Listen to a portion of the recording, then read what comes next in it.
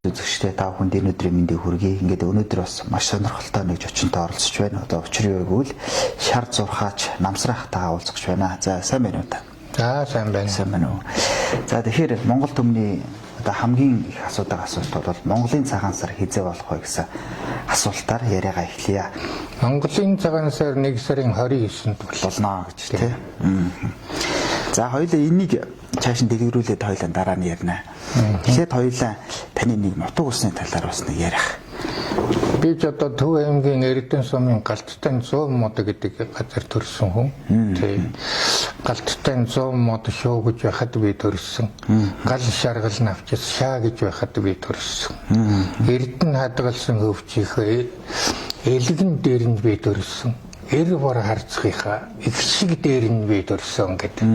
Ингээд л аагэрхад хүн шүү дээ. Сайхан шүлүүгээ тий.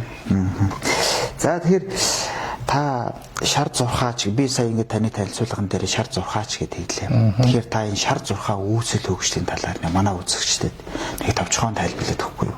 Ер нь шар өнгөийг бол манай монголчууд шорооны өнгө, газрын өнгө, энэ байгалийн өнгө гэж их бэлгшээдэг шүү дээ.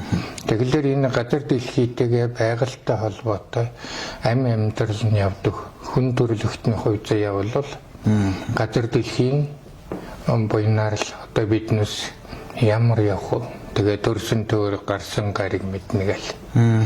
Тэгэл өөрөөсдийнхөө зүүн совин зориулж өгсөн зам мөрөөр ингээл явдаг хүн төрөлхтний хувь заяа бол ийм байдаг. Дэлхийтэй холбоотой гэсэн санаа. Зүгээр яг одоо хүмүүс ярьдаг чиг сааны үед үүссэн гинлээ гээл те хувлаа хааны үед үүссэн гинлээ гэд тань үүсэл хөгжлийн талаар нэг тавьчих. Үүсэл хөгжил бол би бүр хүнүүгээс наашаага яа. За бүр. Тий.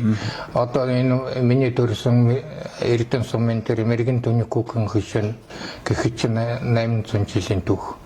Оноос одоо манай энэ тоолын 800 оноос эхэлнэ шүү дээ. Тэгээ хатан дээрээ одоо цаг тооны бичгтэй бүр он сар өдөртэй. Тий. Тэдэн сарын төдний өдөр тэр хүн төрлөөд тэр хүний буйныг тэгж хийлээ гэдэг. Тэгэхээр бидний тоолол бол хүнүүгээс ярина. Тэгээ энэ тоолол учраас тасрахгүй, давхардахгүй, зөв явах шүү дээ. Тэр хэрэгцээ нь бол хүн зөв явахын тулд энэ сар нараа хараад сарны хөдөлгөөнтэй холбоод хамгийн хялбар арга нь бол сараа харах л биш. Манай монголчууд чинь хөдөөний амьдрал. Тэг хин ч гэсэн гараад харах шинийн 2-ны сар гарч штт. Тэгэл өнөөдөр шинийн 2-ны сар юм байна. Тийм өдөр юм байна. Ингэж л явсан ард түмэн байна лээ. Тэр ер нь ямар онол ямар зарчим дээр үндэслэгдэх юм бол энэ шар зурхаа. Шар зурхааны тооллыг ярихад тэр тооллын аргачлал бол яг энэ 8-900 жилийн түүхийг давсан чинь янз бүрийн аргачлалаар янз бүрийн хойлолцдог. Хүн төрөлхтний соёл хойлохдохгүй байна гэж байхгүй шүү дээ. Тэгээ хятадын нэг тоол ороод ирчихэн, төвдийн нэг тоол ороод ирчихэн. Гэхдээ тэрнээс ялгарх онцлогоор энэ Монголын шар зурхаа гэдэг бол манай ард түмэн ямар сандаа шарсан хандахгүй шар зурхаач гэдэг. Гэхдээ тэр хаана хин шүү гарч ийн хин мах идэж ийн гэдгийг ингээд зураад гаргаад одоо тэр зүгт одоо бас ан гөрөө байна гэх юм жишээ. Тэгэл явж исэн тийм ард түм байл шүү дээ. Тийм. Тэгэхээр яг одоо ингээд би танаас сонирхолтой байх удаас ингээд иргэдийн яриаг ингээд танаас асууя л да. Жишээ нь одоо ингээд Хятад, Солонгос тийм үү? Ингээд энэ бүгд одоо ингээд манайхтаа ойр байна шүү дээ. Тэгтэл яахаараа бид нар чи одоо ийм хол биш мөртлөө яахаараа ийм сарын зайтай цагаан сарыг тэмдэглэдэг. Энэ чи одоо бүр нэг энэ чинь бол ганцхан Азийн бүх улсууд манай хаадын зурхаагаар явдаг. Манай 37 хаадын зурхааг авахын тулд 3 сарын өмнөөс одоо Солонгосын элч төлөөлөгч алт мөнгө аваад манай хаадууд руу ирж исэн түүх байна. Тэгэлэр тэр чинь оюуныхын өмчийг аваад тэгээ өөрийнхөө хэл дээр хийнэ гэсэн үг байхгүй. Тэгэлэр одоо энэ Азийн бүх улсууд одоо ингээ Хятад, Солонгос одоо төвдүүд бүгдээрээ манай хаадын зурхааг тэр чинь бас оюуны өмчийн тийм дархлагдсан энэ чинь Монголын зурхай Монгол хаадын өмч гэсэн тийм оюуны өмч бол тэр хэдэн зуун жилийн өмнө байсан биш. Тэгээд алт мөнгө өгөөд тэгээд манай хаадуудаас эрхийг аваад өөрийнхөө хил дээр хийгээд тэгээд хятадаар гаргаал, солонгосоор гаргаал, төвдөр гаргаал. Тэгэл явж ирсэн биш. Тий. Тэгээд яг энэ дэр бас сонирхолтой мэрэд идэг хүмүүс энэ хятад одоо хятад цагаан сарыг тэмдэглэж штэ. Одоо тэмдэглэж штэ 1 сарын 29 тий. Эн чинь зүгээр та нарын зурхаа штэ тий. Монголчуудын зурхаа штэ гэдэг. Тэгэхээр та бас сая энийг үнсхийг ярьлаа. Та бол санал нэгдэж байна тийм үү? Хятадын зурхаа гэж хятадын цагаан сарын дээр гэж одоо ярих гэдэг. Энэ бол Монголын гэдгээрээ хүнүгээс наашаага бүр ингэ дархлагдчихсан. Хятадууд бол хаврын баяр гэж хэлдэг. Тэр нь бол бас манай тоололтой ойролцоо. Тэгээ сүүлд бол одоо Тогоон Төмөр хааныг 1668 оны 9 сарын 19-нд одоо намрын дунд сарын нөгөө Балжинямтай Дажнямтай 17-ны өдөр гэж ярив. Тэгээд тэрийг одоо өнөөдөр хааныхаа хөөсөн өдрийг өнөөдөр манай монголчууд түүхээ мэддэг учраас тэгэл хүүхдүүдийн сэвлэг мэвлэг үүрэг нь хамгийн сайн өдөр Балжинямтай Дажнямтай гэж ингээ ярьдаг юм байл. Тий. Манай тоолол бол их төөрөлцөө. Тий. Ямар ч гэсэн би нэг 90 онд одоо манай аав Борят хүн алуулахаас айхгүй одоо ингээд авдранда хадгалж явсан ном судрын дэлгээд л тэгэл энэ ардчлалын буйнаар үгээ хэлдэг боллоо. Тийм учраас аавынхаа хэлж чадаагүй хэлнэ, хийж чадаагүй хий. Энд чинь өвлөгдсөн залгамж холбоо ингээд тасрах ёсгүй. Гэсэн ийм санаагаар л намцраахан 90 оноос эхэлсэн. Тэгэл энийгээ бол шаарсан махандахгүй шаар зурхаач. Тэрний одоо цаг тааны бич. Тэгээд энэ бол Чингис хаанаас наашигаа залгамжилсан, өвлөгдсөн ийм соёл байгаа. Тэгээд манай Монголын ард түмэн бол энэ хаадынхаа зурхаагаар явах. За тэгэхээр бас нэг сонирхолтой юмыг одоо асуухгүй байж бас болохгүй. Ер нь таны одоо Монгол шарын зурхаа гэдээ ярьж байна. За мэдээж та бишгүй олон жил одоо амьдралынхаа туршид одоо ингэж ярьлаа гэж тий. Тэгэхээр яг одоо Монгол улсад яг үүнийг хэрэгжилж байгаа одоо ер нь одоо яг ямар жишээнүүд вэ? Монгол улс одоо хэрэгжилж байна уу яг одоо гэдгээр? Энэ сая 570 дөрвөлжин километр нутагт хаач ойдсон одоо миний зурхаг сургалсан хэрэгжилж байгаа. Одоо олон жил хэрэгжилээ. Тэгээ нар сар од гариг бүх юмтайгаа таарах юм. Энэ зурхагаа одоо ингээд дээд төвшөнд танилцуулаад тэгээд одоо ингээд энийг бүр төрийн зурхаа юм чин төрийн зурхаа болгож болдгоо юм уу гэдэг. Ийм санаа оноо бол ард түмэн хэлдэг. Тэрүүгээ одоо манай дээд төвшний хүмүүс ямар нүдэ таглаад чихээ бөглөд байж байгаа биш. Энд ард түмний дотор юу болж гэнэ гэдгийг мэдэх ёстой шүү дээ. Аль нь хэрэгтэй юм, аль нь хэрэггүй юм гэдгийг одоо ингээ ялгаад ойлгоод авчих ийм боломж байх. Бүтэн сараар одоо цагаан сар зөржижсэн түүх байх. Харин тийм. Тэгээд нөгөө календарыг харахад өдөр нь тасарчдаг. Зарим өдөр нь байхгүй болчдөг. Одоо сая шинийн 2 маяг, шинийн 1 маяг байхгүй энэ төр гэж ярьж байгаа. Тэр нэрээ сонирхолтой шүү дээ. Шарын зурхаатай тийм байдаг. Шинийн 2 ерөөсөө хүний амьсгал одоо би ингээл амьсгалж байгаа шиг цаг тооны бичиг бол тасралтгүй үргэлжлэн. Тий. Энийгээр эн чинь одоо тэгээд эн чинь байгальтайгаа зохицоод тэгээд байгалаа хилээд өнөөдөр их эвгүй өдөр шүү. Танд бол бас яхан таарамж муутай байж магадгүй шүү гэд. Ингээ ямар нэгэн тийм төсөөлөл тэндээсээ санаа оноо авчихаар ийм юмнуудыг хэлж өгөл явж байдаг. Тий. Тэгээд бас нэг сонирхолтой. Ер нь одоо ингээд та бид түрүү ярьлаа шүү дээ. 1 сарын 29-нд одоо Монголын цагаан сар болно гэдэг. Тэгэхээр яг 1 сарын 29 шинэлдэг одоо Монгол түмэн байдаг болов уу? Байлгүй яах юм чи одоо мянган байгаа юу тий. Би л нөгөө төлөврийн чадвараас болоод календараа хангалттай гаргаж чадахгүй байгаа болохоос биш.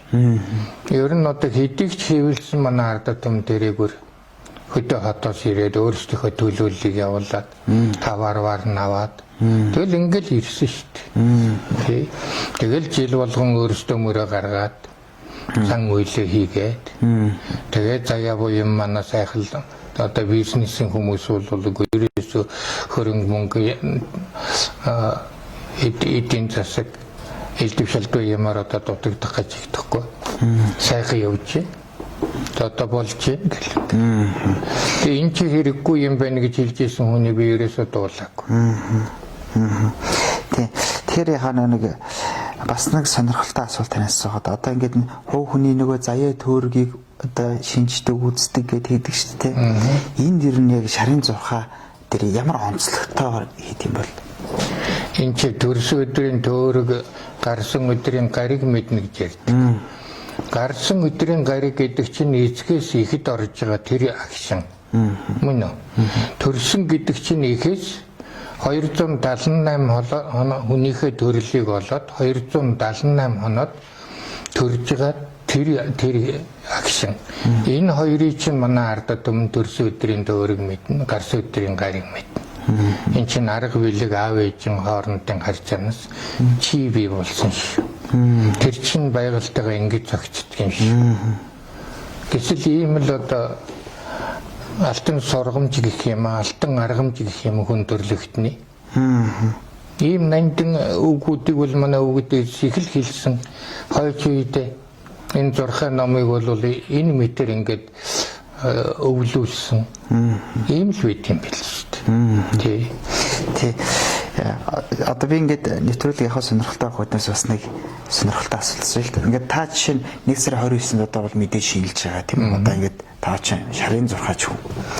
За ингээд хамаатан саданд ч юм уу те.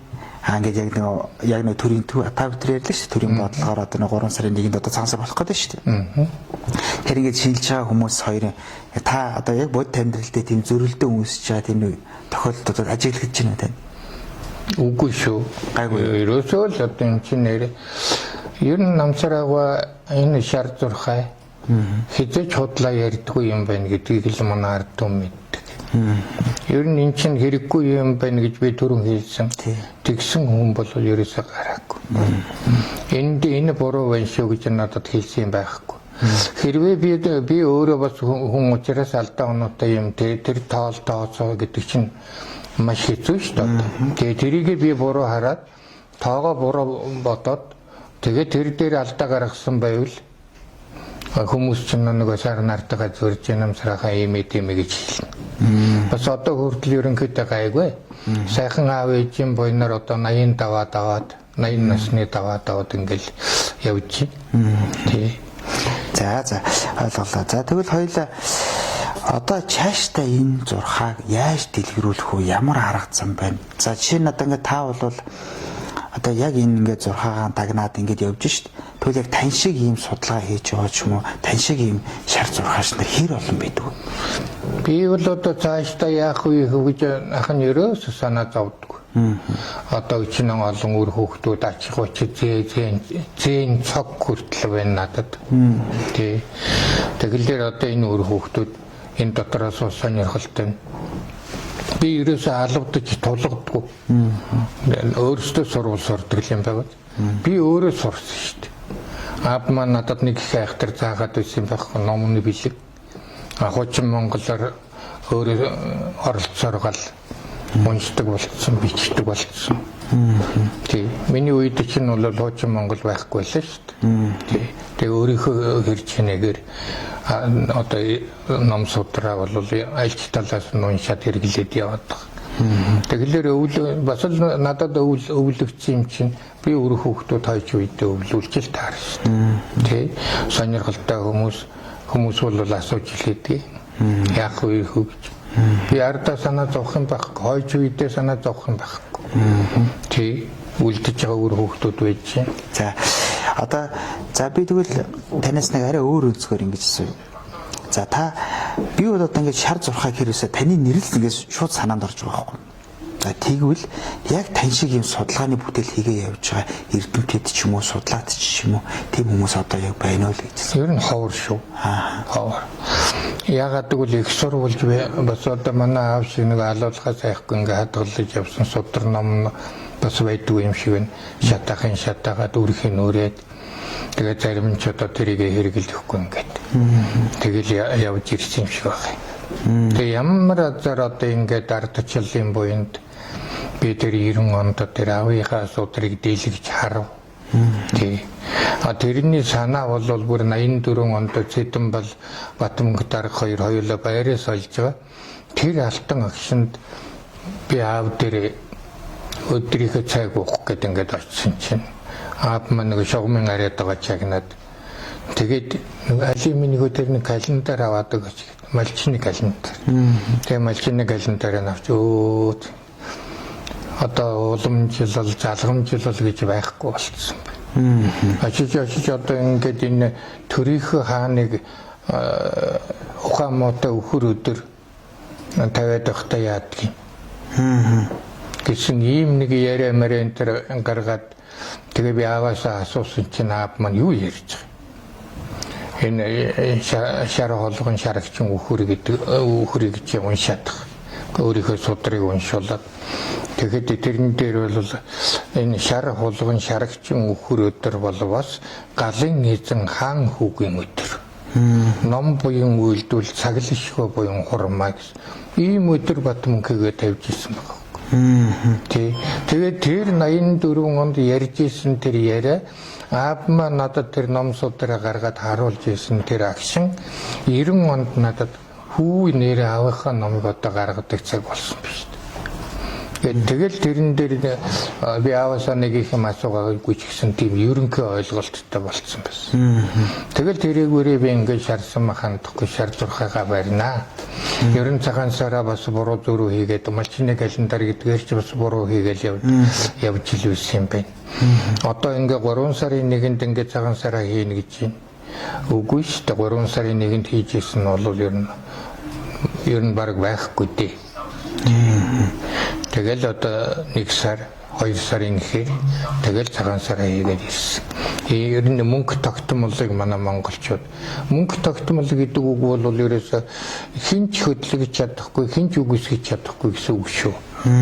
Тэгээ энэ мөнгө тогтмолоор дээрээ суурилсан тийм юм дээр манай хаадууд хэрвээ одоо ингээд өөр улс орныг эзлэе гэвэл дандаа 2 дахь 4 дахь бүтэлсэн өдөр бүр тэр зурхай намаа барьж явдаг байсан байна. Би ч одоо Чингис хааныхаа тэр явсан зам тэр Чанчин бомбын ном моментээр хараад тэр өдөр судрыг бол маш их сонирхож харддаг шүү дээ. Ямар өдөр хүү энэ чинь тэнгэрийн эд өдөр гэж шүү дээ. Хүү энэ чинь тэнгэрийн танхим өдөр гэж шүү дээ. Тэгээ энэ чинь 2 дахь өдөр шүү дээ. Энэ чинь 4 дахь өдөр шүү дээ. Яг л одоо энэ цаанаас манай хаадууд бол тэр эрдэмтэй номтой хүнээс асуугаад за энэ хоризм их гүрэнгөрөө давших өдөр нь мөн үү биш үү? Энийг нэг сайн хараадах гэж л байсан байна гэж би боддог шүү. За тэгвэл та бол бүр ингээд хүннөөгөө үеэсэн шар зурхаа бол ингээд үүсэл гаралтай гэж ингэж ярьлаа. Их сурвалж тийм ээ дээр бичих нь байна. Тэгвэл за яг бас нэг арай сонирхолтой байх үүднээс гэвэл бурхны шашны ерний ямар зам үйлтэй холбогддог юм бол? Бурхны шашин бол хэд манай Монголд орж ирэх гэж их оролцсон юм билээ түүхэн талаас 3 үеийн дэлгэрэлт хийж байгаа шүү дээ. Тэгээд тэр 1600 онд бол ер нь баг алавдсан. Манчин хааны Нурхаач хааны үед дээ. Нурхаач баатрын үед. Тий. Тэгээд өөр инк амгалан хаан ч гэсэн их хүчтэй. Тэгээд сүүлд тэр Манчин хааны 1640 хэд онд Монголыг эрхэндээ аваад тэг хэлсэн тийм алдартай үг тэр архивын бичиг дотроос байна. Хууль салхи шиг дошгон монголчуудыг хоттой хон шиг номхон болгож чадлаа. Гуутай зэрэгээр мануулаад болдгүй энэ Монголыг гуутай бурхнаар мануулсан чинь болж шít. Манчин хаан ингэж хэлж ирсэн шүү дээ. Тэгэхээр бурхны шашин бол эрдэм ном мөн үү? Мөн. Тэгэхдээ хитэн одоо ингээд автахтайгаа зэрэг хүний боол болдго юм байна. Оюун санааны боол болдго юм байна. Гадаад дотоодын нөлөөнд автахтай юм хялбар болдго юм. Тийм учраас бурхан шашинд бол бас хүндэтгэлтэй хандхаас гадна бас болгоомжтой, сэрэмжтэй хандах ёстой юм байна Одоо би ингээ шашны зүтгэлтнүүдээс асуудаг. Бурхан багш чинь одоо ямар жилтэй үе? Хэдэн онд төрсөн? Байхгүй шүү. Хэний хэлж чадахгүй. 644 онд 5 сар мөнгөтэй хөх бичин жилтэй л хүн байл шүү дээ. Тэ 2500 жилийн өмнө. Би бүр оноор нь жилээр нь мөнгөөр нь хэлж шүү дээ. 5 сар мөнгөтэй. За дараагийнх нь одоо энэ шарын зурхааг ингээд үе уламжлагдаж ирэх одоо цаашдаа бол ойлоо ирээдүйн тухай бол түрүү ярьчлаа.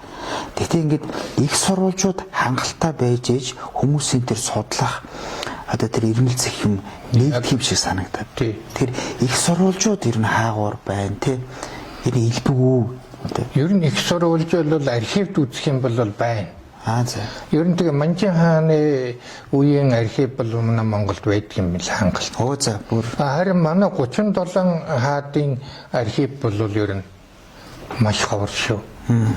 Одоо хятад руу л орж иж одоо тэнд одоо би одоо энийг үзэх гэсэн барьсан ингэж одоо 40 болж иж хүлээлт болж иж одоо янз бүрийн юмд дээд статустай нь уулзаж ижил орохгүй бол энэ манай Монголын 37 хаадын түүх бол тэнд нэг номерын нууц гэдэг юм байл шүү дээ.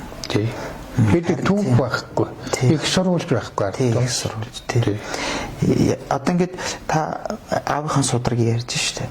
Яг ингээд ардууд нэг өөрснөө л нэг үед дамжиж ирсэн ч яг тэгсэн тий. Тим юмн дээр л тогтоод байна тий. Тэгж чинь. Тэгээс яг төрийн бодлогоор яг аваад үлдсэн юм байна. Тийм. Ерөөс би харин Манжин хааны л архив байдаг юм байна лээ.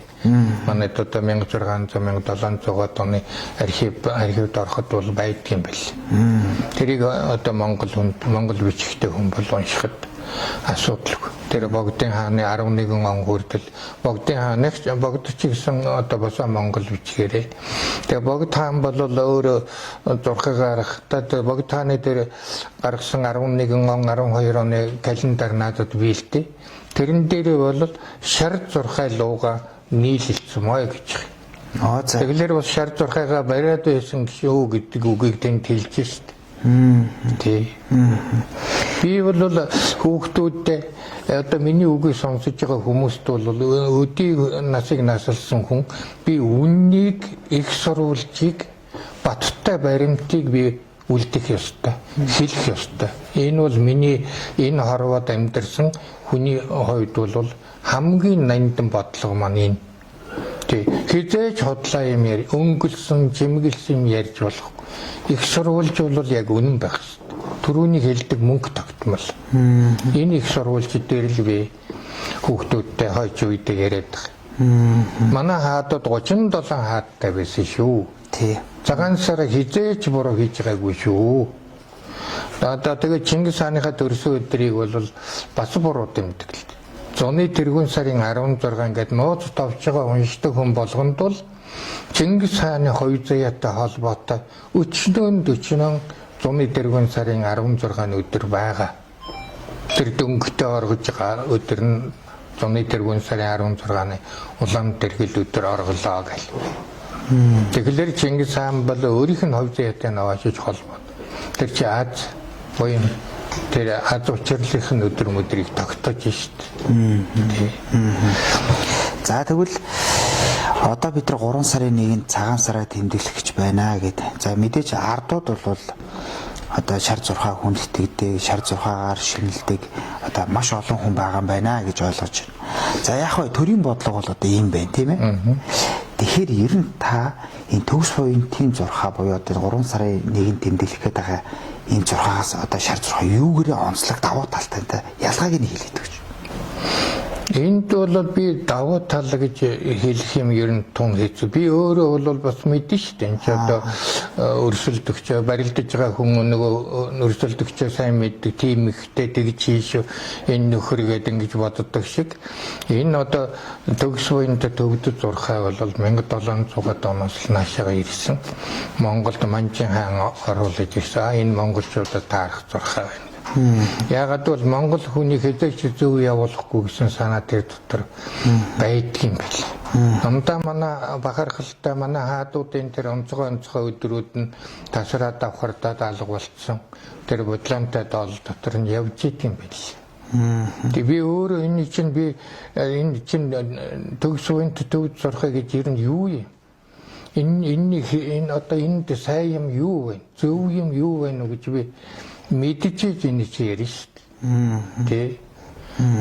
Тэгээд яагаад энэ маань ингэж ороод ирчих ямар учиртай юм гэдэг би дөрөв ярьдаг ярианда бүр одоо дөрвөн шүлгээр нь хүртэл би хэллээ шүү дээ. Би монголоор их бахархдаг.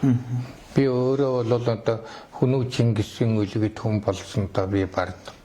Орон дэд монголоор өвлөж яваадаа би бардам гэдэг. Тэмээ би тэнгэрлэг яваадаа бардам. Тэмээ би тэнхлэн яваадаа бардам хүн гэж ингэж одоо бахархаж өвгдээсээрээ омгшиж явдаг. Ингээд би Монголынхаа ард өмнө цагаан сараа зөв хийгээрээ. Цагдааны бичиг дээр шүмжилттэй хандаарай. Тэгээд авахын аваад хайхын хаяад Монголын ард түмэн бол агуу их түүхтэй, асар их эрдэм мэдлэгтэй